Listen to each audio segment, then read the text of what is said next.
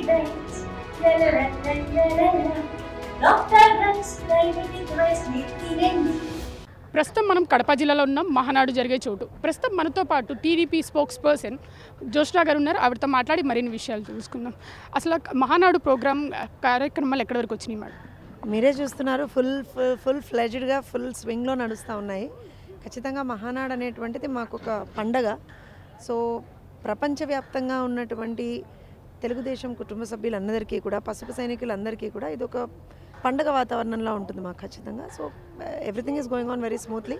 వరుణుడు కూడా మా మీద కరుణించాడు. So it's something that god is also blessing us. ఈసారి మహానాడులో ప్రత్యేకత ఏంటి అసలు? ప్రతిసారి మహానాడు ప్రత్యేకమే. ఈసారి కొత్తగానే కాదు, ప్రతిసారి మహానాడు ప్రత్యేకమే.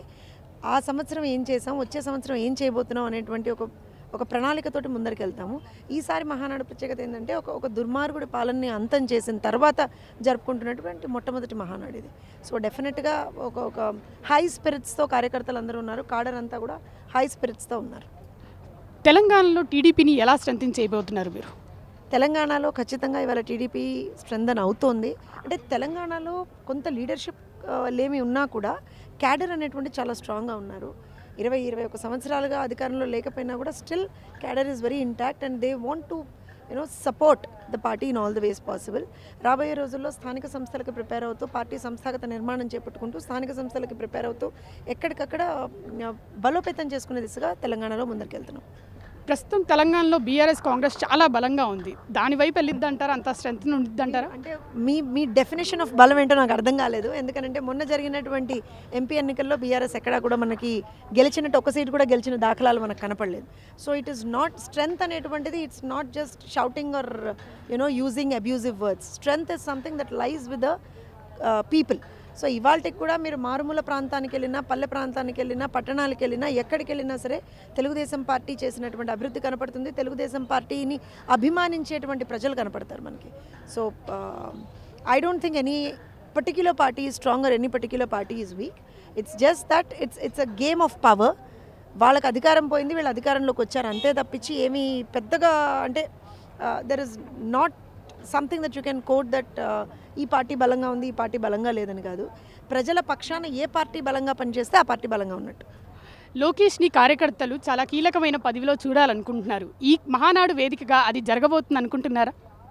లోకేష్ గారు అంటే హీ డెఫినెట్లీ ఈజ్ ది ఏమంటారంటే very integral part and a very important part in our party and he is the national general secretary for the party.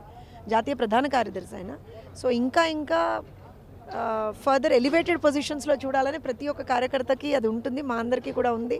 ఎందుకంటే the way he leads the party, the way he tackle situations, meticulous planning తోటి ఎక్కడా కూడా ఏ విధమైనటువంటి ఒక జంకు బెంకు లేకుండా, బెరుకు లేకుండా ఎక్కడికక్కడ కార్యకర్తల పక్షాన్ని నిలబడి ఎవరైతే అన్యాయం చేస్తున్నారో ప్రజలకి వాళ్ళని ధైర్యంగా ఎదుర్కొన్నటువంటి నాయకుడు నారా లోకేష్ గారు. సో డెఫినెట్గా ఆయన ఇంకా హయ్యర్ పొజిషన్స్లో ఉండాలి, ఇంకా కీలకమైనటువంటి పొజిషన్స్లో ఉండాలి. So that party goes forward very very strongly అనేది మేము అందరం భావిస్తున్నాం. మీరెంతైతే ఆశిస్తున్నారో మీకన్నా ఎక్కువగా మేము ఆశిస్తున్నాం ఈ మహానాడులో అలాంటి ఏదైనా ఒక కీలకమైనటువంటి ప్రకటన రావాలని.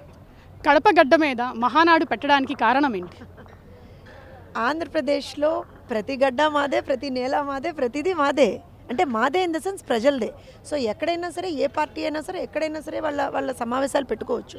కాకపోతే ఇన్ని సంవత్సరాలుగా అంటే లాస్ట్ మీరు గతంలో చూస్తే మేము ప్రతిపక్షంలో ఉన్నప్పుడు ఒకసారి ఒంగోలులో పెట్టాము, ఇంకోసారి రాజమండ్రిలో పెట్టాము, అంతకుముందు మేము అధికారంలో ఉన్నప్పుడు తిరుపతిలో పెట్టాము. సో అలా ఇట్ డిపెండ్స్. ప్రతి సంవత్సరం ఎక్కడో అక్కడ ఒక ప్రాంతాన్ని ఎంచుకుని ఆ ప్రాంతంలో మేము మహానాడు పెడతాం.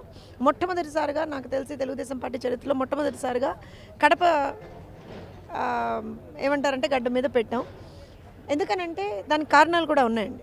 కడప మాది, కడపని మేము ఏలుతున్నాం అని చెప్పుకున్నటువంటి ఒక్కొక్కళ్ళకి కూడా మొహం వాచే సమాధానం మొన్న ఎన్నికల్లో ఇచ్చాం, ప్రజలే ఇచ్చారు. సో డెఫినెట్గా దాన్ని సెలబ్రేట్ చేయాల్సినటువంటి ఒక తరుణం ఇది. ప్రజలకి థ్యాంక్ యూ చెప్పాల్సినటువంటి ఒక తరుణం కూడా ఇది. అందుకనే ఈ మహానాడు కడప వేదికగా ఒక రాయలసీమ డిక్లరేషన్ లాంటిది కూడా ఒకటి రావాలని చెప్పి మేము అందరం బలంగా కోరుకుంటున్నాం. Thank you. కెమెరామెన్ శ్రీనుతో Atha Mohammed, Kadapa. For latest updates on India Pakistan, download our TV Live app.